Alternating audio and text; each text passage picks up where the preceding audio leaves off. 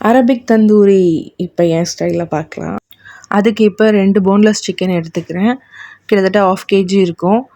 அதுக்கு 1 table spoon இஞ்சி பூண்டு பேஸ்ட், 1/2 லெமன், அப்புறம் தேவையான அளவு உங்களுக்கு ஏற்ற மாதிரி சில்லி பவுடர், சால்ட்டு சேர்க்கலாம். அப்புறம் சால்ட்டு சேர்த்து மிக்ஸ் பண்ணிக்கிட்டு அதுக்கப்புறம் செகண்ட் கோட்டிங் 1 டேபிள் ஸ்பூன் தயிர், 1/2 table spoon garam masala, 1/2 teaspoon jeera powder, 1/2 teaspoon chaat masala, 1/2 teaspoon kasuri methi ப்ராப்பராக நல்லா மிக்ஸ் பண்ணிக்கோங்க. உள்ளே எல்லா மசாலாவும் போகிற மாதிரி 1/2 மணி நேரம் இப்போ ஊறட்டும். இப்போ இதுக்கு தேவையான சைட் டிஷ் ரெடி பண்ணிக்கலாம். 4 கார்லிக் பல்ஸ் எடுத்துக்கோங்க. அதுக்கப்புறம் மயோனஸ், வீட்டில் இருக்க மயோனஸ், கொஞ்சம் ஆயில் சேர்த்து நல்லா பல்ஸியாக அடித்து ஒரு பவுலில் மாற்றி வச்சுக்கோங்க. அது இருக்கட்டும்.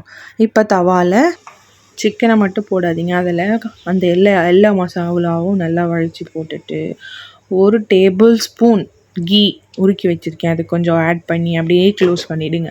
அந்த இதுக்குள்ளேயே அந்த சிக்கன் வேகும். அந்த ஸ்மோக்கி ஸ்மெல்லும் லைட்டாக நம்மளுக்கு கொஞ்சம் வரும். அதுக்கப்புறம் கொஞ்சம் இப்படிக்காய் திருப்பி போட்டு, கொஞ்சம் அப்படிக்காய் திருப்பி போட்டு கொஞ்சம் நேரம் மூடி போட்டு வேக வைங்க.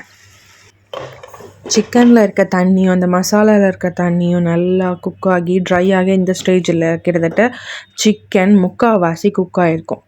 இந்த டைப்பில் ஸ்லோவில் எந்த அளவுக்கு உங்கள் அடுப்பில் ஸ்லோவில் வைக்க முடியும் அந்த அளவுக்கு ஸ்லோவில் வச்சு ஒரு 10 மினிட்ஸ்க்கு அப்புறம் நம்ம ஊற்றின கீ பிரிஞ்சு வந்திருக்கும்.